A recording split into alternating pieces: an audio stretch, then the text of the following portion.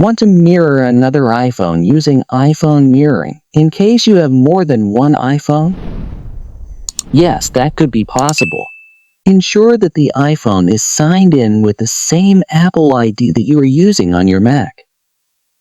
To change these settings, go to the Apple logo at the top of your Mac's menu and select System Settings. Next, select Desktop and Dock from the left side of the window, and under the widgets, select the iPhone model. I have two iPhones signed in with the same Apple ID. Select the default iPhone for iPhone mirroring. After I change my iPhone name, I can select the iPhone model for iPhone mirroring. Choose the right one and try to use iPhone mirroring. People are getting errors when opening an iPhone mirror on a Mac. Ensure that your iPhone's Wi-Fi and Bluetooth are on from settings. If you are getting a connection error, refer to my separate video in the description and pin comment.